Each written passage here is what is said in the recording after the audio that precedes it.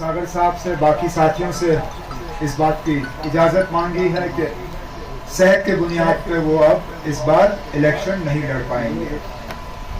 अब हमारी जिम्मेदारी बनती है कि श्रीनगर पार्लिमानी हलके से हम सबसे बेहतरीन उम्मीदवार जो है लोगों के सामने पेश करें, कि उस उम्मीद के साथ कि यहाँ से हमारे वर्कर जो हैं उनको कामयाब करके दिल्ली आपकी नुमाइंदगी करने का मौका जो है वो हम दें। Who will contest from Srinagar? Who will contest from Baramulla? These are decisions that the party parliamentary board will take on the directions of the party president. You leave it to us.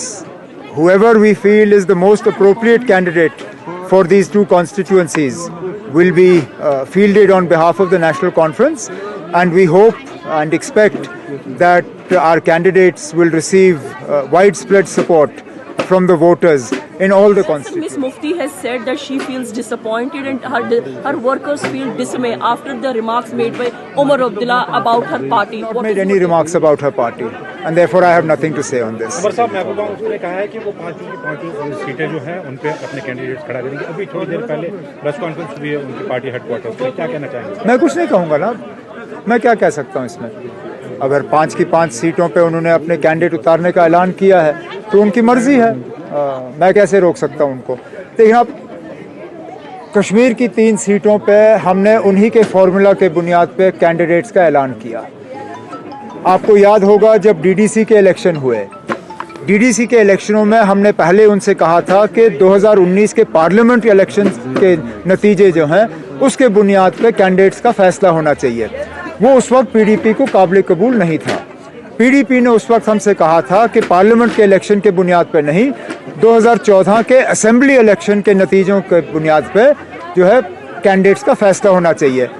फैसला ये हुआ था कि जो जहाँ से जीता वहीं से उनके कैंडिडेट जो हैं उठाए जाएंगे, और हम उस पर कायम रहे। तो इस बार भी पार्लियामेंट इलेक्शन में वही फॉर्मूला इख्तियार हुआ, जहाँ से हम जीते वहाँ से हमने कैंडिडेट्स का फैसला किया था। ये हमने उनसे ज़रूर कहा था कि पार्लियामेंट में क्योंकि गुंजाइश नहीं है, असेंबली के लिए हम गुंजाइश जो है वो रखना चाहते हैं। अब अगर महबूबा जी ने ये फैसला कर लिया है कि वो 5 की 5 सीटों पे जो है अपने उम्मीदवार खड़ा कर रहे हैं, तो शायद फिर वो असेंबली के लिए भी अब किसी तरह का अलायंस नहीं चाहती। अगर ऐसा ही है तो फिर मैं क्या कह सकता हूँ। हमने तो दरवाज़ा खुला रखा था, अब अगर उन्होंने वो दरवाज़ा बंद किया है तो वो हमारा कसूर नहीं है।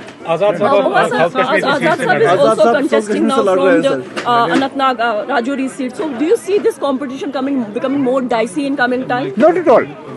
In fact, I'm quite surprised that Azad Saab has chosen to fight from Anantnag Rajouri Poonch. I would have thought that if he's that keen to enter parliament, he should have fought from his bastion. His strength is believed to be Chenab Valley. I would have thought he would have fought the Udhampur seat.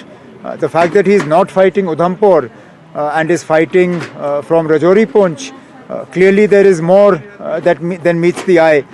जैसे कहते हैं दाल में कुछ काला है। अब क्या वजह है, किस प्रेशर में आके वो अनंतनाग राजौरी पुंछ से इलेक्शन लड़ रहे हैं, मैं कह नहीं सकता हूँ। लेकिन कोई बात नहीं,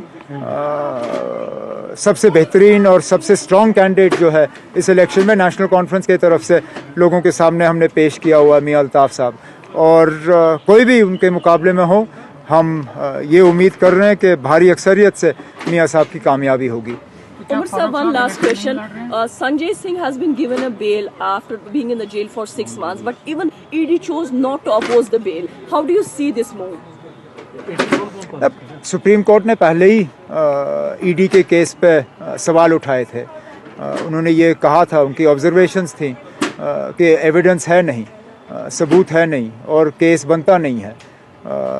तो शायद सुप्रीम कोर्ट की ऑब्जर्वेशंस के बाद ईडी ने उनके बेल को जो है अपोज नहीं किया। आमतौर पे आम आदमी पार्टी वाले कहते हैं कि इस केस में कोई ज़्यादा दम है नहीं। अदालत से हम यही उम्मीद करते हैं कि जहाँ जहाँ इन एजेंसियों की जो है गलत इस्तेमाल की जा रही है, सियासी वजूहात की बुनियाद पे वहाँ पे कोर्ट्स जो हैं अपना ज़ोर और अपना इन्फ्लुएंस और अपना फैसला इस तरह इस्तेमाल करें कि एजेंसियों का गलत इस्तेमाल ना हो। देखिए, जो जहाँ पे धांधली हुई है, जहाँ पे करप्शन हुआ है, वहाँ पे जाहिर सी बात है कि सज़ा मिलनी चाहिए। लेकिन जहाँ पे केसेस जो हैं वो पॉलिटिकल हैं, जहाँ पे सिर्फ इलेक्शन में उसका जो है एजेंसियों का असर रसूख इस्तेमाल किया जा रहा है, वहाँ पे हम अदालतों से उम्मीद करते हैं कि इंसाफ जो है लोगों को मिलेगा।